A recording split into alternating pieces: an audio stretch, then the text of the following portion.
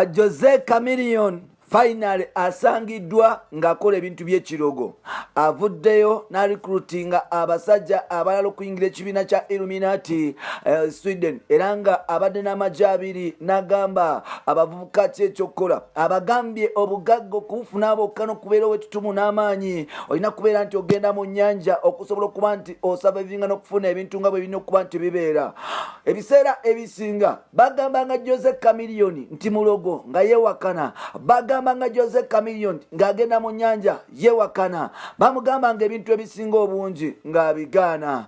Illuminati yatandikirawa. Jjukira Michael Jackson ebiseera biri nga agenda kufuuka ow'ettutumu, omusajja omugagga owa Sony, yagenda mu maaso n'okuba nti amuyingiza sisitimu bwetyo, era mpolampola obulamu bwe bwagenda mu maaso n'okuba nti obaolyawo busebengerera mpolampola. Yagezaako okuba nti abyegaana n'okubivaamu, obulamu ne babuclaiminga, era nga Michael Jackson yagenda okufiirwa ng'obaolyawo ebintu bye bitandise okuba nti bigenda mpolampola. Akabadi ka Illuminati bw'oyingirayo tosobola kubeegaana kubanga amaanyi bagasigaza. Jose Chameleone obaolyawo yali atandise okuba nti asengebengerera n'okuba nti tayangula bwa Lord Mayor, oluvannyuma okuba nti obaolyawo yali avudde ku nsinza gyali asinzaamu ebintu bye paka yasobodde okuba nti afuna omukisa, emizimu gyageze mu maaso n'okuba nti gimuwa chance endala, kwe kuba nti afuna ne shows ez'enjawulo. Yageze mu ggwanga lya Sweden n'asanga omuvubuka n'amugamba nti obaolyawo oyagala kuyingira kibiina kya Illuminati oba oyagala kuyingira Illuminati nawe ofuuke mugagga.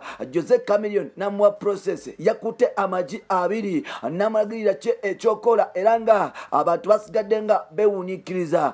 Jose Chameleone obaolyawo asobola okuba nti addayo ku top oluvannyuma lw'okuba nti akkiriza nti ebimuwa amaanyi gy'emizimu egyo gy'asinza. Mpola tugenda kuba nti tukutuusaako n'emboozi endala ya musajja mukulu amanyikiddwa nga David Lutalo yagenze mu maaso n'okuba nti akola ku musajja mukulu efujjo Pius Mayanja Palaso e London, era nga Palaso yasigadde nga enviiri zimuwedde ku mutwe nga yeewuniikiridde nga tamanyi obaolyawo nakyazaako.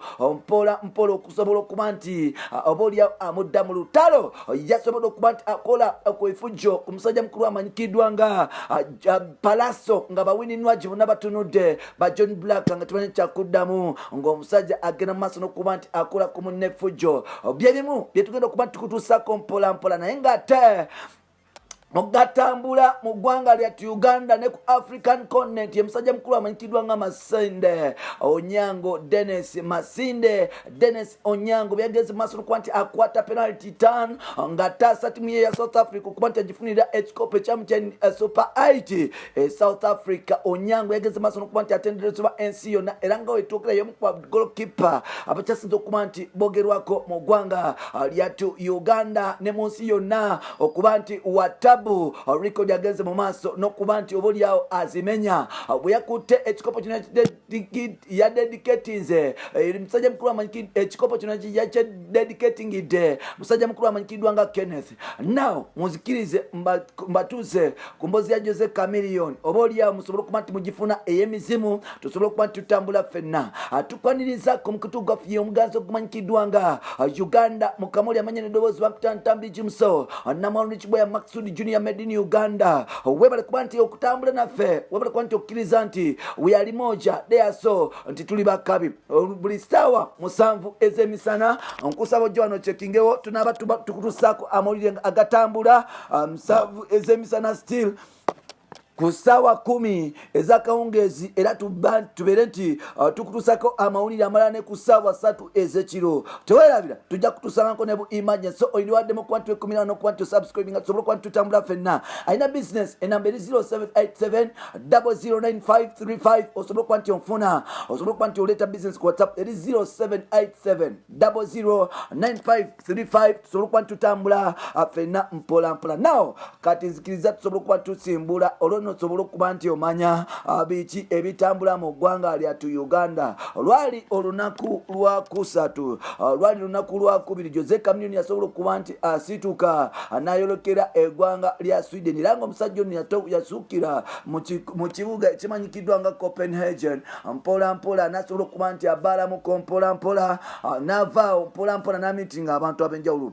Jose Chameleone Sweden eno yakoleddeyo ebintu eby'ettabu n'okuba nti obaolyawo ebiseera ebisinga abantu yabalese nga beewuniikirira. Jose Chameleone kuva edda nedda nga bamugamba nga bwasinza emizimu era nga bwali mu kibiina kya Illuminati.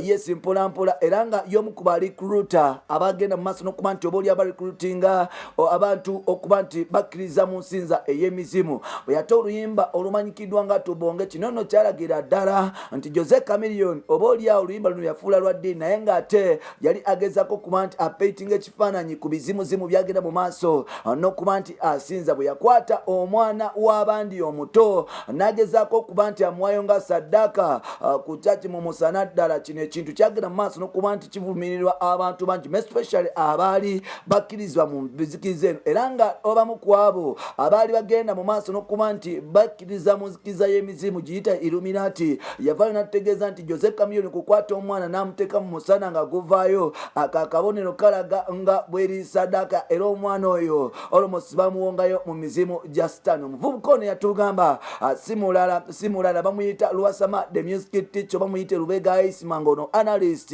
munnabyabufuzi, analyst owa entertainment, era nga ali mu nzikiriza ey'ekibiina ekimanyikiddwa nga Illuminati.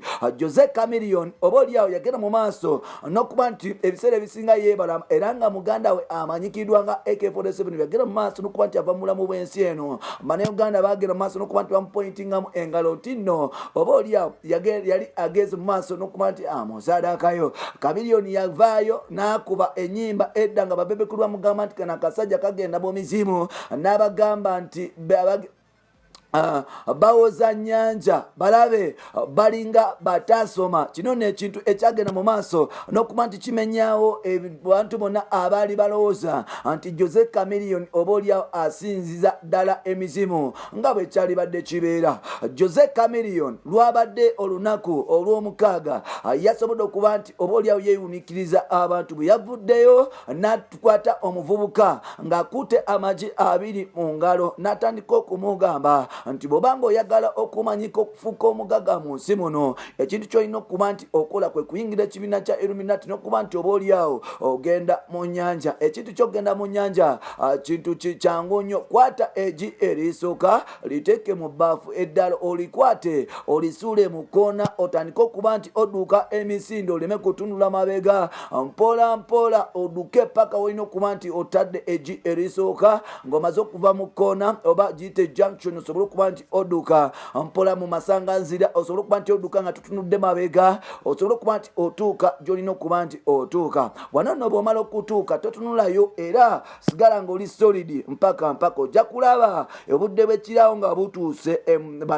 Bakabaka baffe bajja kujja basobole okuba nti obaolyawo bajja bakukimeyo, osobole okuba nti obaolyawo ofuna okwolesebwa n'okuyitibwa mu nnyanja. Olwo nno bw'onatuuka mu nnyanja osabe buli kimu ky'oyagala, ogenda kufuna obugagga paka obugenda okuba nti bugaggawaza famire yo, abaana bo, era nga ne mukyalawo agenda kubeera happy. Obugagga buno bulasinga forever, naye ate olina okuba nti okkiriza nti emizimu gye tusinza oba Illuminati yezikiriza ekyasinza okubeera ey'amaanyi. Omusajja yagenze mu maaso n'okuba nti akkiriza process eno, era nga obaolyawo wano nno kyatandise okuba nti kyewuniikiriza. Jjukira abantu abasinga obungi baali bagamba nti Jose Chameleone recruiter ow'ekibiina kimanyikiddwa nga Illuminati, naye ng'ate abantu bagenda mu maaso n'okuba nti obaolyawo badawutinga until recently bwagenze mu maaso n'okuba nti akikolera ku kamera okulaga nti obaolyawo Illuminati egenda mu maaso n'okuba nti existinga mpola mpola. Katubasabire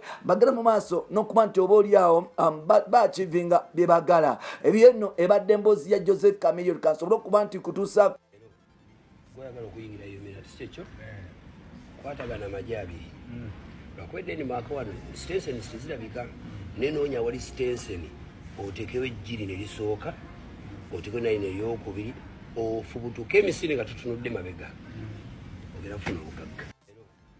gwayagala okuyingira Illuminati kyekyo kwatagana amajabi lwakwedde ni mwaka wano Stenson tezirabika nenoonya wali Stenson otekewo ejjiri ne lisooka otekewo naye neryokubiri ofubutuka emisiri nga tutunudde mabega ogera funa obugagga ko omusajja mukulu amanyikiddwa nga David Lutalo ng'agenda mu maaso n'okuba nti akola efujo ku musajja mukulu amanyikiddwa nga Palaso London. Jjukira Palaso David Lutalo Winnie John Black basobola okuba nti bagenda bakuba tuwa ez'enjawulo ziyite European tour basokera wali Turkey ne bavayo ne bagenda London era nga basobola okuba nti bakyekola show zaabwe zonna zaali successful. Then abasajja bano basobodde okuba nti oba oliawo babako ne kye beekolera mpolampola. Yes, batuuse London ne basobola okuba nti bakuŋŋaana wabula ate Lutalo yakozeseza advantage. Palaso yabadde atudde wali mu katebe ne banwagi ne wabaawo omusajja eyaza okuba nti abakolako interview. Lutalo yageze mu maaso n'okuba nti agamba abantu bano nti nno oba oliawo musajja mukulu amanyikiddwa nga Pius Mayanja bw'atasobola kuba nti ayogera era nga Palaso n'asobola okuba nti oba oli ayogera ebigambo bino. David Lutalo yatandise okuba nti akuba patwa nga nno Palaso ali awo amutunuulidde talina kyasobola kuba nti amugamba n'ayogera patwa n'atandika okuba nti ayogera n'ebisigaddewo bwe bityo. Palaso bagenda mu maaso n'okuba nti asirika. Wano nno twategedde nti Lutalo omusajja ali stubborn nnyo era nga Palaso yasobodde okuba nti asirika. Jjukira Lutalo y'omu ku bavubuka bakyasinze okubeera simple era nga mukuba nti akuba endongo mu ggwanga lyati Uganda. Oba oliawo y'omu ku bayimbi abali talented just like nga mukono gwe amanyikiddwa nga Pius Mayanja. Twasobodde okuba nti tufunako akavidiyo kano kampimpi ke basogenda okuba nti bakutuusaako osobola okuba nti okirabirako era osobola okuba nti omanya ng'ensi bwetambula. Mmwe kuba nti mutambula naffe genda maaso n'okuba nti osubscribing amanya eddoboozi wa Ntambi Jimso namba ono Kiboya Maxud Junior kankome wano mpolampola. Wangambye mbugwembu yo tebo yo gwesirike anti ono tayogera nze mwogerera kati nange kamale ngambe yo wangambye mbugwembu tebo yo gwesirike anti ono tayogera nze mwogerera kati nange kamale ngambe yo